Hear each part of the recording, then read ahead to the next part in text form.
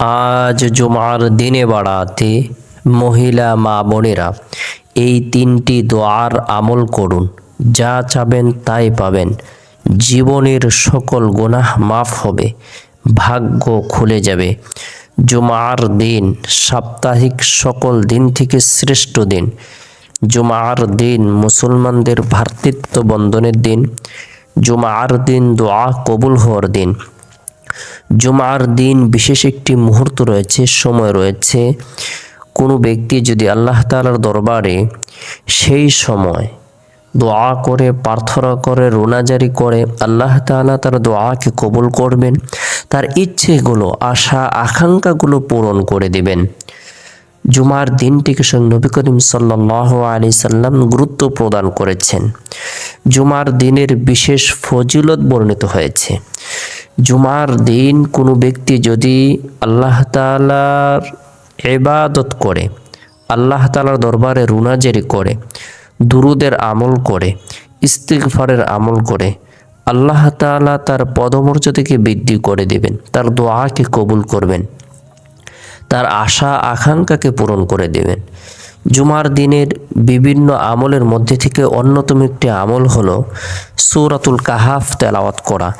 যে ব্যক্তি জুমার দিন সূরাতুল কাহাফ আমল করবে, তেলাওয়াত করবে, আল্লাহ পাক রব্বুল আলামিন তাকে দাজ্জালের ভয়াবহ ফিতনা থেকে নিরাপত্তা দান করবেন। আল্লাহ তাআলা তার ঈমানের মধ্যে নূর প্রদান করবেন, যে নূরটি দীর্ঘ 1 সপ্তাহ পর্যন্ত তার অন্তরের মধ্যে চমকাইতে থাকবে। আমরা যারা কোরআন পড়তে পারি, আমরা জুমার দিন ফজরের নামাজের পর থেকে নিয়ে জুমার নামাজের আগ পর্যন্ত যে সময় রয়েছে, এই সময়ের মধ্যে সূরাতুল কাহাফ আমল করার জন্য, তেলাওয়াত করার জন্য চেষ্টা করব। পরিবার পরিজনদেরকে, আত্মীয় স্বজনদেরকেও আমল করার ব্যাপারে উৎসাহ প্রদান করব। মহিলা মা বোনেরা, আপনারা জুমার দিনটিকে গুরুত্ব দেবেন। এই দিনে গুরুত্ব সহকারে 3টে আমল করবেন। 3টি দোয়ার আমলের বরকতে আল্লাহ তাআলা আপনার সংসারের মধ্যে বরকত দান করবেন, অভাব অনটনকে দূর করে দিবেন। আল্লাহ তাআলা সাকিনা বর্ষণ করবেন, আপনার দোয়াকে কবুল করবেন, আল্লাহ তাআলা পদমর্যাদাকে বৃদ্ধি করে দিবেন। মহিলা মা বোনেরা, জুমার দিন জোহরের নামাজ সম্পূর্ণ করার পর অথবা আসরের নামাজ সম্পূর্ণ করার পর নিরিবিলি এক পরিবেশের মধ্যে বসে গুরুত্ব সহকারে আপনারা 3টি দোয়ার আমল 100বার করে করবেন। আল্লাহর অশেষ রহমতে আপনার সংসারের মধ্যে বরকত চারদিক থেকে শুধু আসতেই থাকবে। আপনার ছেলে মেয়ে সন্তানাদি সকলেই আপনার আনুগত্যশীল থাকবেন। আল্লাহ তাআলা গায়েবীভাবে সাহায্য প্রদান করবেন, আপনি যা চাবেন তাই পাবেন।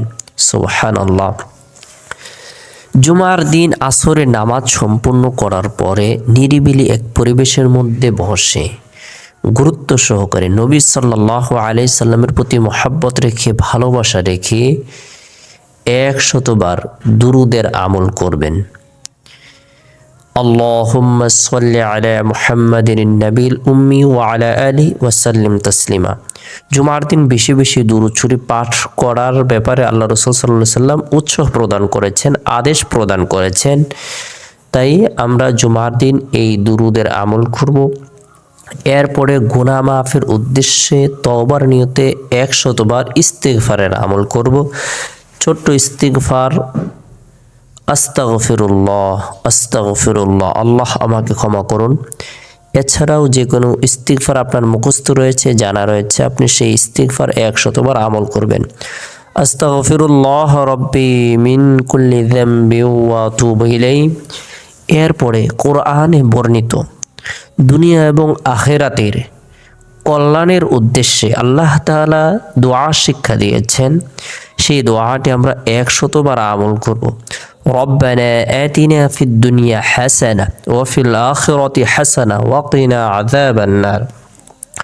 হে আমাদের পালনকর্তা, তুমি দুনিয়াতেও আমাদেরকে কল্যাণ দান করো এবং আখিরাতেও কল্যাণ দান করো, এবং বেশি বেশি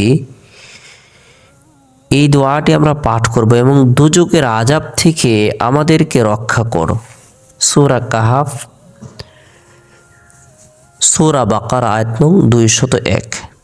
এই দোয়াটি কোনো ব্যক্তি যদি পরিপূর্ণ বিশ্বাস রেখে আমল করে আর আল্লাহ তাআলার দরবারে দুনিয়ার কল্যাণ চায়, আখিরাতের কল্যাণ চায়, জাহান্নামের আযাব থেকে নাজাত চায়, মুক্তি হতে চায়, আল্লাহ তাআলা তার উপর রাজি হয়ে যাবেন, খুশি হয়ে যাবেন, আল্লাহ তাআলা তার মনোবাসনাগুলোকে পূরণ করে দিবেন। তাই গুরুত্ব সহকারে এই দোয়ার আমল করব। রব্বুল আলামিনের দরবারে হাত উত্তোলন করে রোনাজারি করব। আল্লাহ তাআলা আমাদের সকলকে বুঝার আমল করার তৌফিক দান করুক। সকলে ভালো থাকুন, সুস্থ থাকুন, সকলে সুস্বাস্থ্য কামনা করে শেষ করছি। আসসালামু আলাইকুম ওয়া রাহমাতুল্লাহ।